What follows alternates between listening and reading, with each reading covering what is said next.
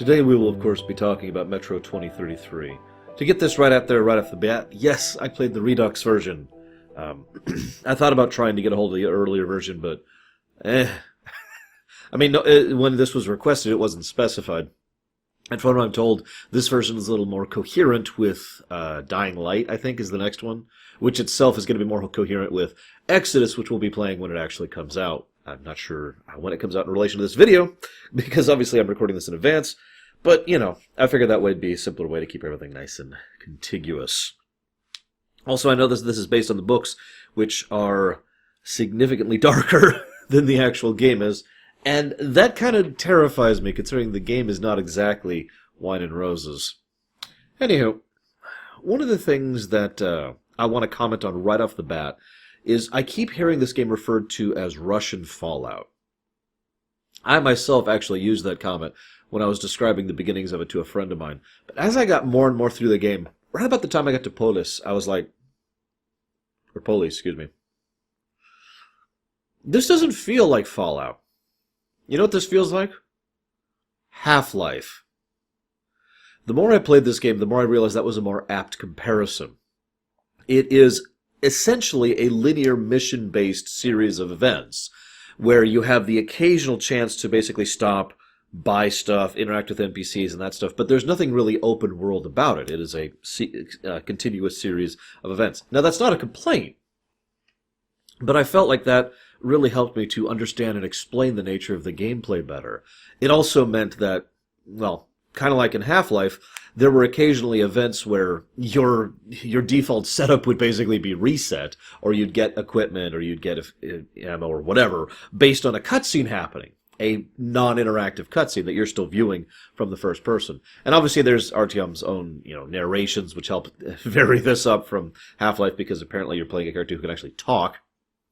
But more to the point, I really liked this. If anything, I realized that I think I wouldn't have enjoyed this game quite as much if it was truly more open world.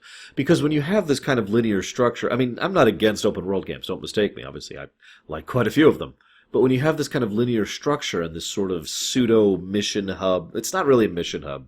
It's more like mission, hub, mission, hub. So that's what I say when I mean mission hub.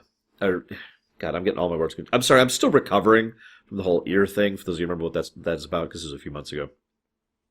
Point being, I like this version. It allows for a more crafted experience. You get a lot more background dialogue, a lot more interactions with NPCs. The overall level design is far superior to what I would normally see in an open world game, and I really like the way they structure this. I also have to say, in one other way, it really feels a lot more like Half-Life than it does like, Fallout. The specific style of horror that it's going for. In this game, atmosphere is everything. I cannot praise the atmosphere of this game enough. I'm actually surprised at how relatively old this game is, given how well constructed it is in this exact respect. The fact that the sound design was completely on point. There's so many sections where I'm just like, I don't know. And occasionally someone might see me, and there's this little, They don't actually see me. That's, it's much more obvious, but there's like, okay. It reminded me, if anything, of the Dishonored series when it came to the sound design. There were a lot of good audio cues and a lot of good, not actually silence. Whole sections where there's no music playing, but instead you can hear the creaking, or you can hear the creatures running around, or you can hear this kind of thrumming, or something relevant to wherever you are. And it added immensely to the overall atmosphere. This game just oozes atmosphere. I also like the fact that you could basically stealth your way through a huge chunk of the game. Like, there's so many enemies that I just... Knife! Knife! I found the knife to be basically my best weapon in the entire game, really. Although, the Kalash was obviously nice. Probably pronouncing that wrong. But I'm sorry, I'm a knife guy. I enjoy stealth gameplay, you guys know me. And I found it to be so much simpler and... more satisfying, I think, is the way I want to put that. Now, obviously, that doesn't work in all situations, especially when it comes to the damn mutants. But for all the humanoid enemies, that was my go-to. I also like how the game basically treats its first 2 or 3, or however you want to define that, levels as tutorials, but does what I would usually consider good gameplay design when it comes to the tutorialization. Like, right off the bat, Bourbon's like, okay, so I want to take you over here. Now, by all accounts, this is an escort mission, But Bourbon himself, well, I wasn't playing on Ranger difficulty for reference, but from what I understand, even on higher difficulties, not counting Ranger, he won't die unless you really screw up. No, this isn't really a classic escort mission. It's more like he is escorting you. Not you, Artyom. You, the player, trying to get you into the understanding of how exactly certain aspects of the game work. We learn about traps, we learn about humanoid enemies, we learn about the currency and trade and economic system of the bullets, which we'll talk about later. We learn about mutants, and we learn a little bit of tidbits. In fact, we even go to the surface for the first time with Bourbon. Then Bourbon dies, and like seconds later we meet Khan, and Khan is kind of the second escort mission, the continuation of the tutorialization. Because through Khan we learn of the supernatural elements of the setting, the ghosts or anomalies, or whatever the hell you actually want to call them, which I will again talk about in a moment. But for all of these sections, very rarely did it feel like the game would like stop the game and be like, okay, hang on. So this is what we use as currency, and you can use, or okay, these kind of enemies, you should shoot them in the head because, no. Almost every one of these set pieces was a manually crafted experience, and well crafted in addition to that, which made it so that I felt like I was just kind of getting the hang of things naturally without having the game having to pop down with a tooltip and say, did you know? Right? In fact, I'm pretty sure during one of my deaths I actually saw a tooltip about, make sure to avoid the ghosts as they'll kill you. But I didn't need that because Khan himself says, don't touch the silhouettes. I'm like, okay. That's all he has to do, because I see them, and he mentions plenty of other people have also died, as a result of this recurrence and blah, blah, blah, blah, blah. So it's good, I like it. I also like a lot of little visual flares and touches. For the most part, this wasn't a particularly gross game, which I always appreciate. There's one notable exception on that over in D6. Ugh. And, but I appreciate, like, the flies, is what immediately comes to mind. You get too close to a corp and little flies start popping around on your helmet. It's like, yeah, that makes perfect sense. And, sometimes you look up and there's that sort of rain spackle, little details like that are all over the place. Lots of stuff that I really enjoyed. As weird as this is going to sound, I don't have much else to say about the gameplay. The level design is tight. The tutorialization is excellent. I suppose I should talk about the moral system. Now, I'll be honest, by what is effectively coincidence, I went into this not really knowing about the moral system or how it worked or what I should do with it or anything like that. So I didn't deliberately get any ending. For those curious, I got the good ending, however you want to think of that, where I spare the dark ones. I know that's not canon, which is messed up, but whatever. Anyways, but I kind of like how the moral system, with only a few exceptions, makes sense. Like, for the most part, the moral system is all about just being a decent person, trying not to massacre everyone, trying to help people out when you can, refusing payment for reward, just little stuff like that just makes sense. Some of them, I actually looked up a list after the fact, after I finished the game, right before I started recording here. Apparently, strumming the guitar gets you a moral point. I don't even begin to understand that. But for the most part, I found the system to be smooth and well executed, giving you the option of basically adjusting the ending to your playstyle. And since so much of it is natural stuff, the kind of things that you would naturally do, depending on how you're playing your character, I didn't really feel at any point in time like I was like, I mean, I guess to use a parallel, I felt that certain incidents within The Witcher 3 also kind of didn't quite work for me with regards to how they affected the ending, mostly because there was such a disconnect, and there was only like 5 or 6 there. By contrast, in this game, there's like 50 or whatever, and a lot of them make a lot more sense. That's why I'm more for it. So I have a note here, which just says great atmosphere. I know I've already said that, but it really bears repeating. But what I want to talk about more than anything else is the shinies versus the dirties. So, first of all, I'm going to talk about economics here for a second. I know.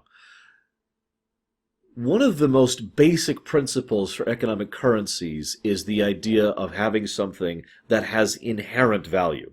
This is one of the reasons why alcohol, cigarettes, certain metals, cattle, useful things have been used as currency throughout a huge portion of human history. Obviously, a dollar bill is completely useless in modern parlance, so that doesn't really equate in the same way. It is purely currency with no inherent value. But I bring that up because if the infrastructure that allows for something such as an intangible currency system to exist, and all of that breaks down as a consequence of this nuclear war situation, it makes perfect sense that they would fall back on something closer to more tangible usefulness. And in fact, the usage of the shiny ammo, the MGR, is perfectly logical, because they can't make any more.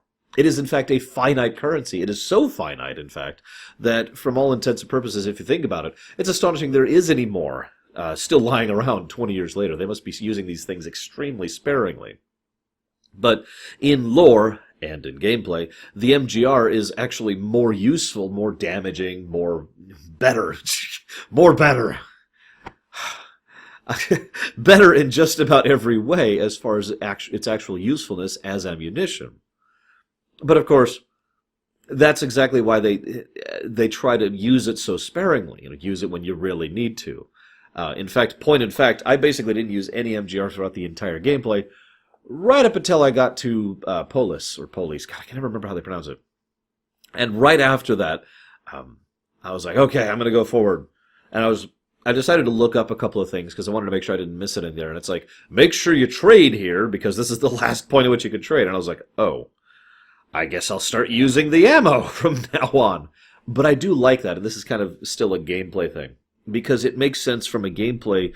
I love the idea of forcing the player to decide if they want to trade with their currency or if they want to use their currency.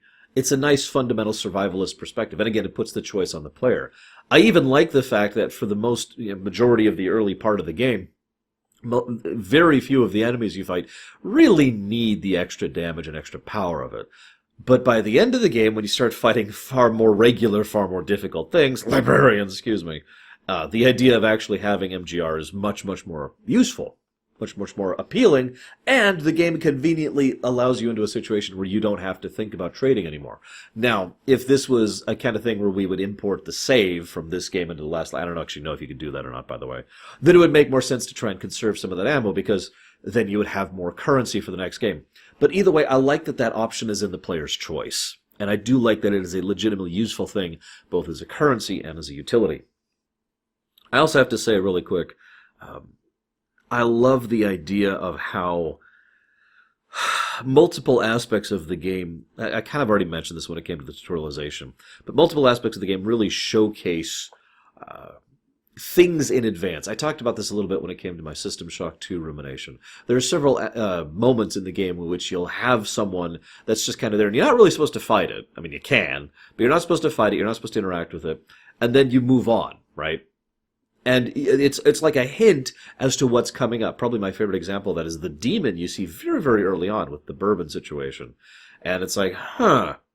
And then, of course, you actually have to fight demons far further into the game, and demons are rough. I actually looked into this. Apparently, there's a little bit of disagreement on this, but apparently demons came from tigers. Wow, is all I got to say to that. I mean, I'm used to accepting that radiation is magic, Fallout, but yikes. Anyways, so one of the other things I like about the presentation of the story is they get across the idea that this is a day-to-day struggle of existence. Now, there have been plenty of survivalist, post-apocalyptic, doomed world kind of games over the years, but most of those don't really get across the kind of atmosphere as well as this one does. My favorite moment is actually relatively early on in the game. After you're leaving Cursed, I want to say. And just, they open the gate for you to leave and move on to your next destination. And that's it. There's no attacks, there's no nothing. But everyone is super tense, and they're like, okay, we gotta get ready. 3 seconds, go. And they open the gate, all right, go, get out. And then they slam the gate right closed behind you. There's several other scenes that accomplish the same basic thing. Right at the beginning when you see Hunter at Expedition or whatever it's called, your hometown. There's so many little scenes like that help to emphasize that this mutant threat is not just a daily threat, it's an hourly threat. It's the kind of thing that has to always be a problem, is always a concern, and everyone always has to deal with it. It adds a lot of atmosphere, again, like I said, but it also kind of gets across the idea of just how hand-to-mouth these people live. or I'm sorry, I shouldn't even call it living. It's more like how hand-to-mouth these people survive. How this is a true survivalist situation. This is definitively post-apocalypse. In fact, if anything, I'm a little bit weirded out that it's been this way for the last 20 years. This feels like it's only been like a year, maybe two, after the bombs fell, because everything is horrible and in a non-stop state of horrible. This actually is one of the things that I like about this, as weird as that may sound, because it adds extra weight to something that Miller says far further into the game, basically at the end of the game, actually, when he's seeing the immense wealth of the D6 compound. And when I say wealth, of course, I mean, utility wealth. There's not a bunch of gold coins lying around. It's all of the hardware, all of the guns, all of the ammunition, all of the vehicles. And he sees that as the possibility to retake the surface, to be able to actually live rather than just survive. And the way he says that, and the way he approaches that whole scene, that his entire speechification thing, I found myself thinking of how interesting it is within this game that so many people are reverted to what I call a survivalist mentality, and yet basically everyone involved still clings to the intangible. Now, I've talked about this concept many, many times, but, the tangible versus the intangible is one of the key elements of human existence, in my opinion. The tangible is food, drink, sleep, roof, shelter from elements, that kind of a thing, right? Tangible stuff that I literally need to continue to survive, to continue to be a living being. Intangible stuff is usually what pushes us further past that into the actually being truly alive, survival, existence, living, right? And so intangible stuff is stuff like friendships, honor, loyalty. All of these things are intangible concepts. They may have a tangible effect, but the concept itself is an intangible thing, unlike, say, food, right? Now, I mention this because in this society, in this society and setting in which people are literally hand-to-mouthing, growing mushrooms and trying to scavenge meat and barely surviving, and there's constant struggle. Again, I love the idea that just going from point A to point B has an almost guarantee of being attacked. That's how dangerous and that's how day-to-day survival is horrible. And yet, despite all that, there are still people who cling to ideals and concepts. Things like societal groups, things like teamwork, things like trade. The very fact that trade even exists in this kind of a setting is fascinating in its own right. But then again, trade is a little more tangible. But then we get to the concept of the intangible. Obviously, there are bandits and raiders, which would be more leaning towards the tangible side of things. And then we hear about places like Hansa or Polis. And both of these places... I give up on whatever the pronunciation of Polis is. And both of these places are places that are very strongly on the intangible side of things, trying to promote people's rights to existence, trying to reestablish some kind of actual societal norms. Apparently they even have running water and electricity, which is insane in this setup. But then we also see this from the other side of things, too. Because there's two major ideological forces that we hear about, and we don't really encounter a lot in this game. I'm told there are more in the future games. But we hear about the Reds and their ideology of establishing the new Soviet Union, And then, of course, there's the Fourth Reich, which is interesting in its own right, since at first I was under the mistaken impression that these were literally Germans who happened to be in the area. No. No, they're Russian. They espouse that the Slavic people are the true, it's the whole racial purity thing all over again. We are the true pure races, and we get little tidbits and hints of exactly how they think that anybody who has any kind of mutation or any physical deformity or anybody who's the wrong height, any of them are completely unacceptable, trying to keep the bloodlines pure. This is probably the one and closest thing I could think that really relates this to Fallout, because these guys sound a lot like the Enclave, don't they? Specifically the Fallout 4 the Fallout 3 Enclave, to be slightly more specific there. Either way, I find it fascinating that everyone clings to these intangible concepts and ideologies in the wake of what is such a truly survivalist circumstance. But I suppose that's one of the things that really makes these kind of stories fascinating, right? As I've said so many times, the least interesting aspect of a zombie apocalypse story is the zombies. And honestly, it's kind of the same thing here.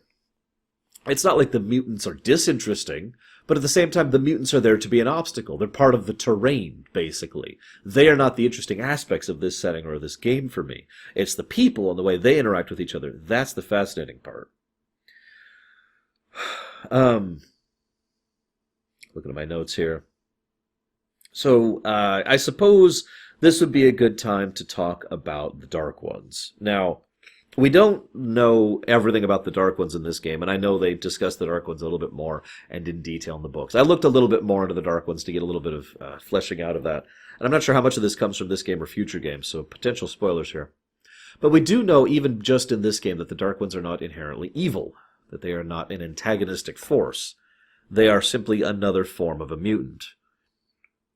There's been a lot of speculation I've seen on certain threads about what exactly the Dark Ones are mutated of. Maybe this is answered somewhere in the books that I'm unaware of, but I always got the really strong impression that the Dark Ones were mutated humans.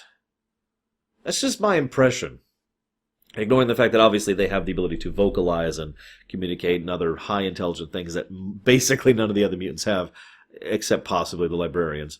But, also, goddamn, those librarians. I actually managed to stare down one of those, which was actually really cool. And then I screwed up and had to kill it anyways. So I guess I didn't actually fully succeed at that. I was like, okay. But yeah, so the Dark Ones, I guess what they came from isn't really that important. But what is important to me is why it is that they are so damaging to humans. We hear reports about the Dark Ones basically showing up and then the humans going nuts and just... Now, we are something of an exception. Artyom, we are someone of, who actually can communicate with them without completely losing it. We actually see firsthand what happens to someone else when he is being assaulted by the same visions, and he's just losing it, saying, "Oh, this song, the beautiful song." So I get the impression that one of two things is at play here, and it could be both. Either the Dark One's mind is so alien that it's basically like getting gibberish beamed into your brain since they communicate telepathically, or it's the fact that the telepathic power itself is so overwhelming to a normal human brain, to the point where a normal human brain, again, can't process it. It's like trying to beam the thoughts into a shark's mind of having, sore feet. Right? Like it's being told stuff that it has no basis for, no ability to understand or comprehend. So it's just like and it just kind of goes nutso. And I'm not sure what's up with the protagonist, other than the fact that of course he's the protagonist, so of course he can understand. But past that, I'm not sure. What do you guys think? As ever, I would like to hear your guys' thoughts. I fully anticipate a few people jumping in and being like, "Oh, well, it's obviously this, thanks to this book." Whatever. It'll be interesting to see going forward when we get to Metro Exodus. Speaking of which, I should take a moment and say that I really love the way they portray the surface. We don't see a lot of it, but every time we see it, it appears to be something that is a completely unreclamated, devastated hellscape. I also really like the mask mechanic, by the way. The fact that the mask can actually take damage and then can be destroyed and has to be replaced, all this stuff. It's just a neat little thing, and I do enjoy that addition to the gameplay. But I mention this because, again, I really feel... this is probably my biggest complaint about the story. I really feel like this game should happen closer than 20 years to the actual time when the bombs fell. Something maybe, let's say 5 years, maybe 10 on the outside, based on how completely devastated and the fact that the winds are still going, the fact that the weather is still recycling, all this stuff. I don't know. That's just my own impression. I suppose I'm a little bit biased, of course. It is certainly better than 200 years later. Looking at you, Fallout 3. Anyways, one of the things that's mentioned is that the idea that these ghosts are literally the souls and spirits of the dead who are repeating their thing. Now, I've seen a few people say that maybe this is just a science fiction concept, and some people say that maybe this is a literal metaphysical concept. I'm not sure which it is, but I gotta be honest, as the further I got into the game, the more I was very heavily reminded of Shadowrun. Hear me out. In Shadowrun, there's a moment in time in which the world stopped being ordinary and normal, and magic was introduced, basically. And the whole world kind of got screwed over by this event. And, it led to what eventually became the Shadowrun setting. I get the impression that the bombs falling didn't just physically damage the world, metaphysically damaged the world, that so fundamentally altered the very nature of reality as to effectively introduce the concept of the metaphysical, the paranormal, the supernatural, whatever you want to call it, into the setting.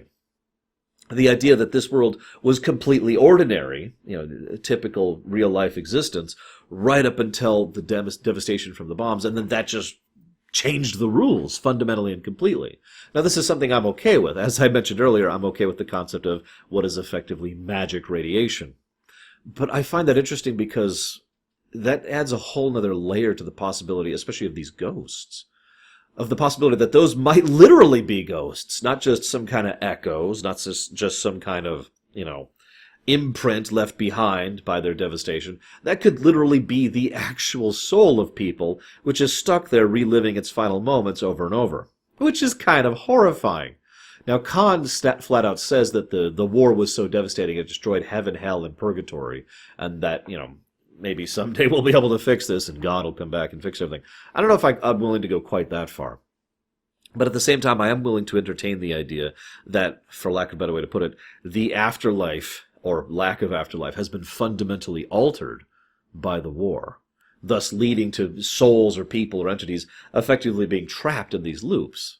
I mean, we even see this with the Dark One, right? Just food for thought. I only have a couple other thoughts here I want to talk about. First of all, I want to talk about Sasha. I already gave praise to the escort missions earlier when it comes to Bourbon and Khan, but Sasha is my favorite escort mission by far. He's adorable, first of all. And he's very nice, and what's most interesting is they basically took all of the usual escort mission problems and threw them out the window, because he's just riding on your back. So you don't actually have to deal with his AI or his pathfinding. He actually won't take damage unless you kill yourself or end up dying due to damage. So you don't have to worry about that. Enemies will all focus on you, and he'll actually go out of his way to say, oh, here's an enemy, or oh, here's a thing you can interact with. So he's helpful for the whole mission.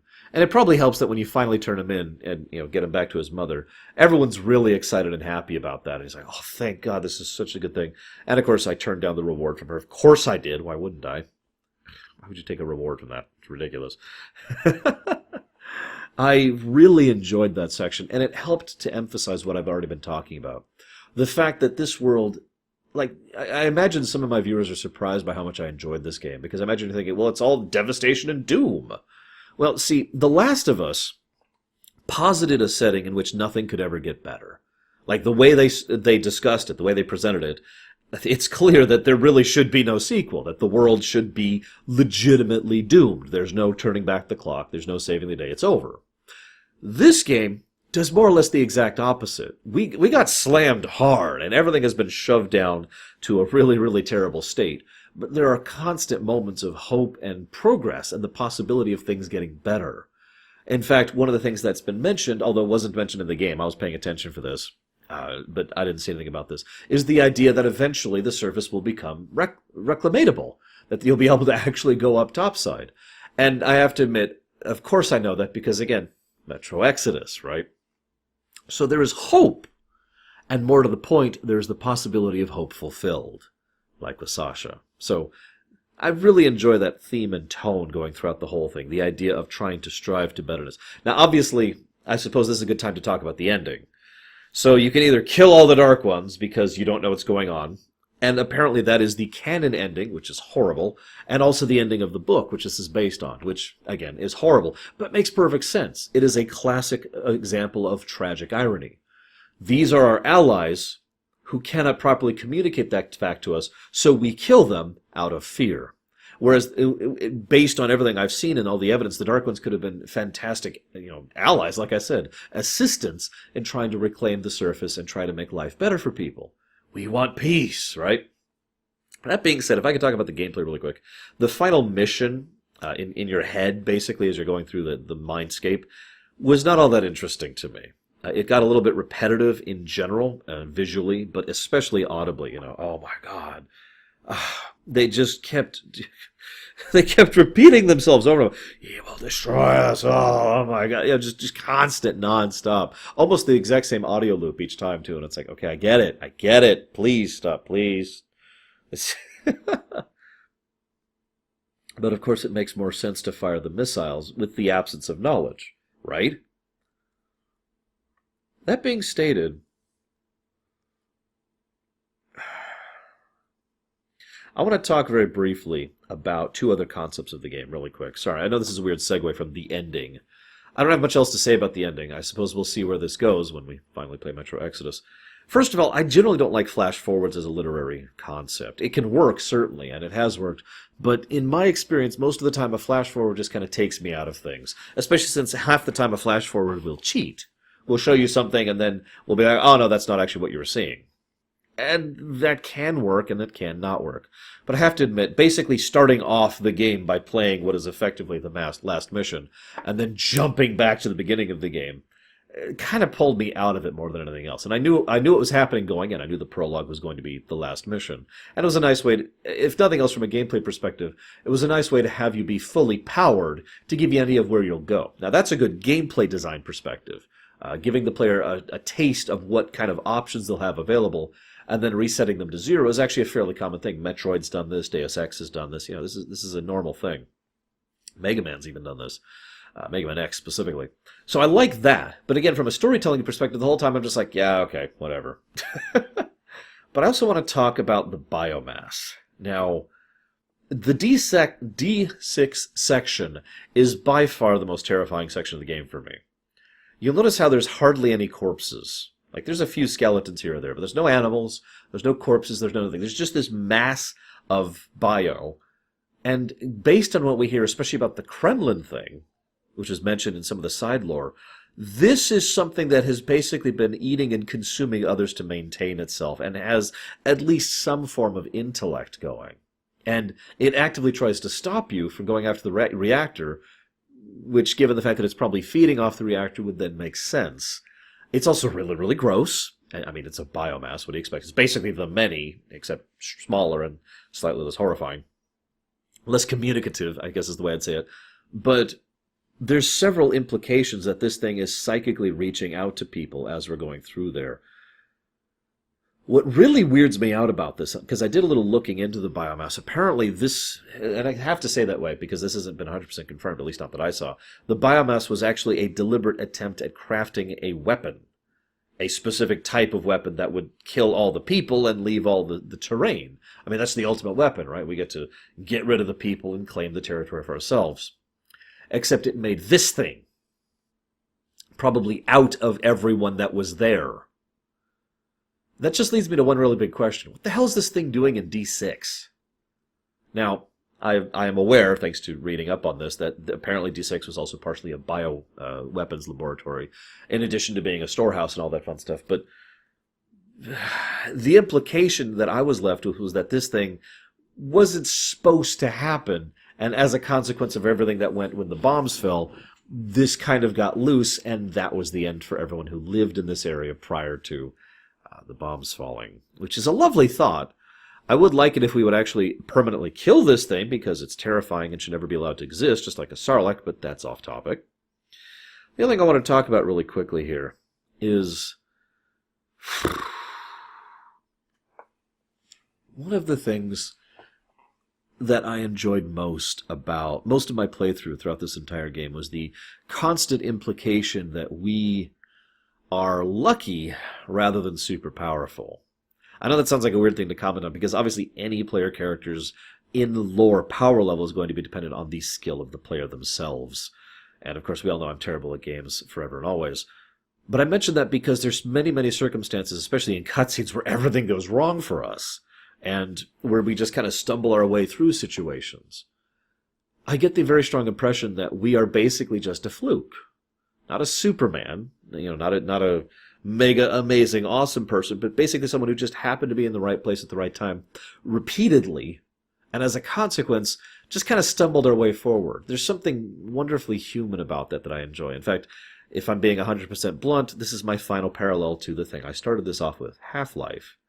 Because, let's be honest, that's kind of what Gordon Freeman is too, right? I mean, he's not some superhuman person, and how much of his power is reliant upon his suit and the abilities that he has around him. But he gets lucky. He just kind of happens to be the guy who kept going.